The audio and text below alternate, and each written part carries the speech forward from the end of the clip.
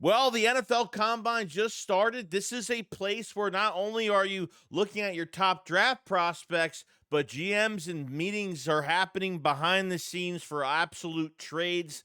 That could happen. It seems like this is one of those free agency off seasons where there's a lot of players requesting trades, and now another edge rusher could be another one pointed to the Eagles. And we'll be talking more on obviously the tush push rule and obvious holes to the Eagles defense as a depth perspective. We have a lot to talk here, so let's get straight into it all. A killer buried, but not dead. Darren, we better turn around. Because I've seen enough horror movies to know any weirdo wearing a mask is never friendly.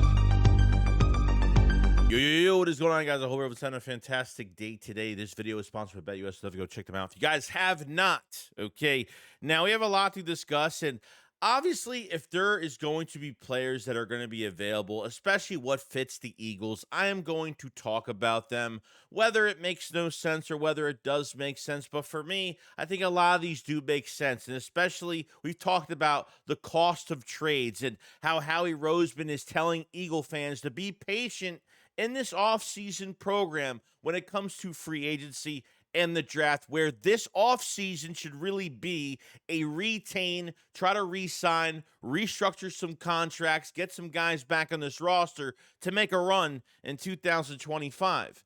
Now, it looks like Harold Landry is requesting a trade from the Tennessee Titans, and I know in the past he's had some injury concerns, but you guys remember this past, the trade deadline, there was talks about him, getting traded. So he probably wanted a trade by that time in season, maybe to go to a contender or something like that. And obviously nothing, facilitated at that point. So now at 28 years old, Landry, 31 and a half sacks the last 3 seasons. I think he had 9 this past year. He's due 17.5.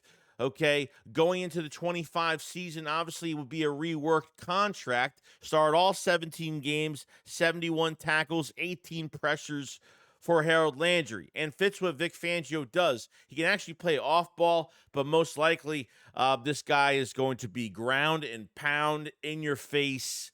This guy could do it all, okay? Packs a punch on that edge rush. Harold Landry's got a good reputation, and this would cost less than a Myles Garrett trade. I understand a lot of the comments I've been getting, and this is just reports coming out, guys. This is not what I think is going to happen, but I can say, hey, it's out there if the Eagles want to jump on it, and that's where we're at. So whether they spend that 32nd pick, maybe if they trade for Harold Landry, they won't have to give up that pick. We'll find out what the Tennessee Titans want, where Harold Landry goes. And like I said, the Myles Garrett thing might take a while. Harold Landry trade might take a while. These trades probably won't happen on day one. It's probably going to take a little bit longer, especially if they want to trade these guys post-June, and the Eagles might have to wait a little bit longer. So we'll see what happens when it comes to Harold Landry, some of these other edge rushers that want to be traded, Travon Walker, whatever the case may be. We'll find out on a lot of these names going forward and kind of what direction the Eagles are going into when it comes to will they make that one big splash this offseason program, okay? Now I want to talk about obviously the defense, okay? Not necessarily starters, but you have to look down the road a little bit. And I think going into this draft, in the 25 draft, you got to look for depth pieces, okay? When you have Cooper Dejean at that nickel corner spot, obviously was out a few weeks coming back from injury. Well, coming back slowly from injury. And as soon as he was there, week 5, week 6, whatever it was, I mean, that was it. Our defense was set. Just having Cooper Dejean and the defense and the stability that we had was just night and day. Okay.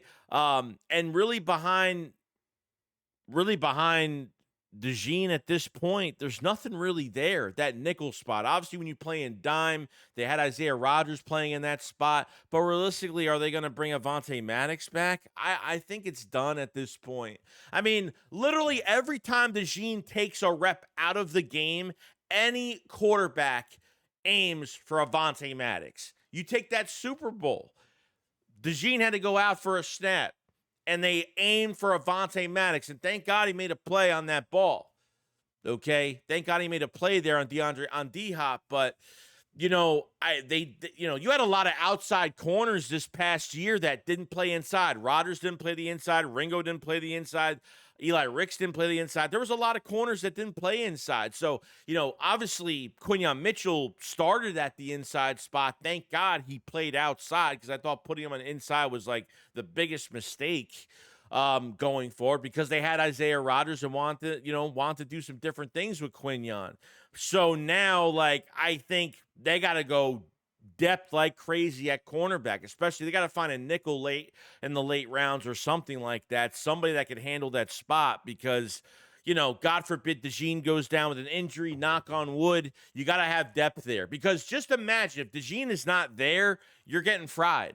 You're getting fried. That's it. You're getting killed by slot receivers. You're getting killed by big tight ends. Obviously, number one receivers will move into the slot to try to, that's what a lot of offenses used to do to us. They used to take their number one, put them on the inside, because we had bad linebackers, a bad nickel corner. That position has been a really hard position to fill. And Maddox used to be an underrated player a long time ago, but his time is up, man. I mean, look, I'm glad he got a ring. I'm glad he made a play. I'm glad he made plays whenever he could, but his downhill tackling was god horrific, and they need more depth. They need better players at that position, and they need cornerbacks that can play outside and inside, or just strictly inside. They need more guys than Cooper Dejean. And by the way, take Cooper Dejean off the punt returns, because he's way too valuable as of right now. And before anything, guys, if you guys haven't ordered any Philly Shakedown merch, definitely order up with the polyester shirt. If you guys have not, doesn't crack, doesn't fade. Small bundle left. But I hope you guys definitely order. Definitely go check it out. The main thing in the hallway t-shirt right after the Super Bowl with Jalen Hurts. Definitely go check it out. Link in the description, and link will be in the pinned comment as well. So I do appreciate everybody ordering. So appreciate it so much. Now, I think another position that I think they really need to get straight right now, depth-wise, is safety. Okay, we're talking about Sidney Brown. We're talking about Tristan McCollum. And so far, I haven't really liked any of these guys, to be honest with you. Okay, Chauncey's here for 2 more years, counting this year. And Reed Blankenship was extended last offseason through the 25 season.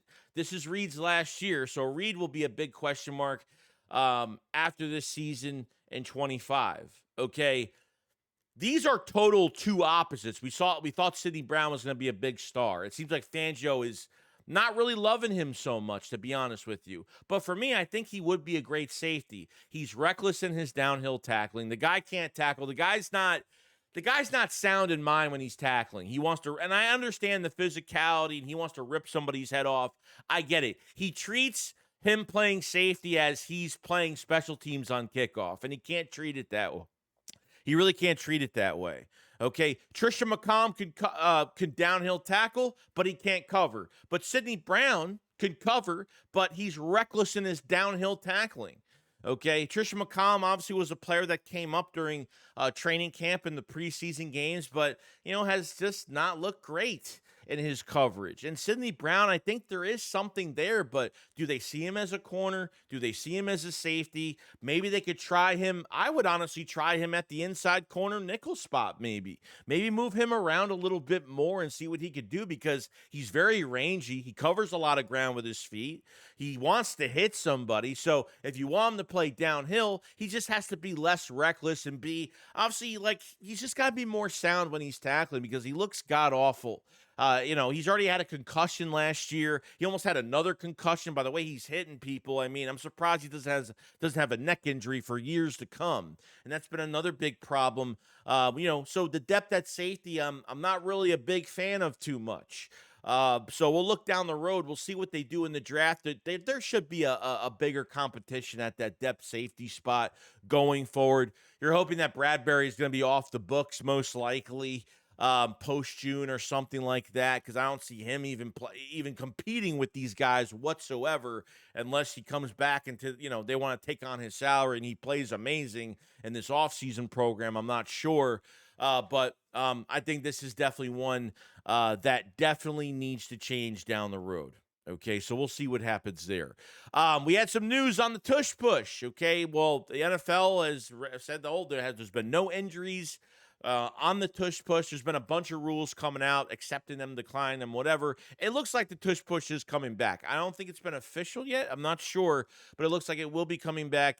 And yeah, so the NFL has calculated from the tush push there were 0 injuries from the 2024 season of the tush push.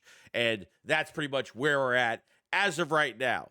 So I know that the combine is going on, and we have a lot to go over with these draft prospects, but free agency is still looming, trades are still looming, and we have to go over every option necessary for the Philadelphia Eagles. Do you think Harold Landry would be more of a better trade candidate, won't cost as much going forward, and is the same age at 28 years old as Myles Garrett? Would that make any sense?